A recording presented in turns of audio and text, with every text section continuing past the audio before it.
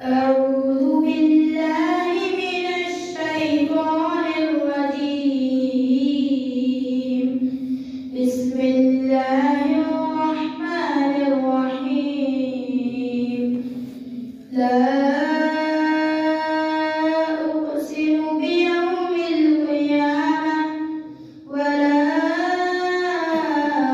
أقسم بالنفس اللوامة.